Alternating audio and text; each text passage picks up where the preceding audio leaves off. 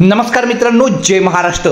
शिवसेनेचं नाव आणि धनुष्यबाण चिन्ह पुन्हा उद्धव ठाकरेंकडे। सुप्रीम कोर्टाचा ऐतिहासिक निकाल, शिंदे गटाला बसला जबरदस्त झटका।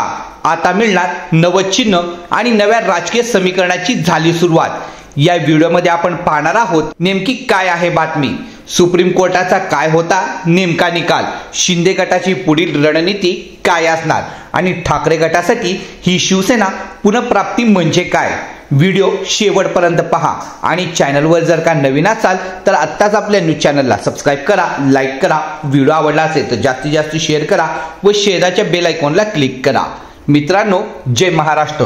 2019 नंतर महाराष्ट्रातील राजकारणात प्रचंड उलथापालथ झाली। एकनाथ शिंदेच्या बंडानंतर शिवसेना दोन गटामध्ये विभागली गेली। एक गट शिंदे यांचा, ज्यांना निवडणूक आयोगाने शिवसेना नाव आणि धनुष्यबाण चिन्ह दिलं, तर दुसऱ्या बाजूला होते उद्धव ठाकरे, मूळ शिवसेनेचे वारस। उद्धव ठाकरे यांनी ही बाब सुप्रीम कोर्टात आव्हान म्हणून नेली आणि अखेर आज सर्वोच्च न्यायालयाचा निकाल देण्यात येणार आहे। सुप्रीम कोर्टाने आज स्पष्टपणे म्हणलं आहे की निवडणूक आयोगाने शिंदे गटाला नाव आणि चिन्ह देण्याचा निर्णय संविधानाच्या विरोधात होता। शिवाय खरी शिवसेना कोणाची याचा निर्णय केवळ बहुमतावरच नाही तर मूल्यावर आधारित आहे।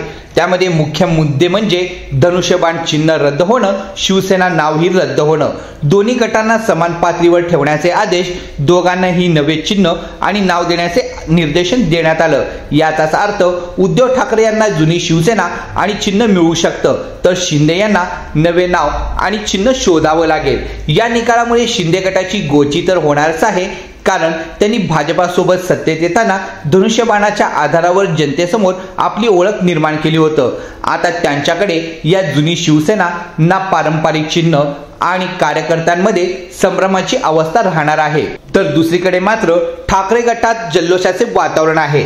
मातोश्रीवर फटाके, गुलाल, जय जयकार, शिवसेना पुन्हा आपल्याकडे आली याचा आनंद कार्यकर्त्यांमध्ये दिसून येणार आहे। मित्रांनो, हा केवळ विजय नाही तर ही खरी शिवसेनेची पुनर्स्थापना आहे। आता पुढचा प्रश्न असा आहे की शिंदे गट आता काय करणार। यामध्ये नवीन नाव चिन्ह, शिंदेना आता नव्या चिन्हासह पुन्हा पक्ष निर्माण करावा लागणार, तर काही आमदारांना पुन्हा उद्धव ठाकरे गटात जाण्याची शक्यता यावेळी वर्तवली जात आहे। तर दुसरीकडे शिंदे यांच्या राजकीय वजनात घट झाल्याने भाजपाची भूमिका यावेळी महत्त्वाची ठरणार आहे। मित्रांनो, शिवसेना पुन्हा उद्धव ठाकरेंकडे, शिंदेंना मिळणार नवं चिन्ह आणि महाराष्ट्राच्या राजकारणात हा क्षण ऐतिहासिक ठरणार यात काही शंका नाही। तुम्हाला काय वाटतं, शिंदेने आता काय भूमिका घ्यावी? ठाकरे पुन्हा उभारू शकतील का जुनी शिवसेना?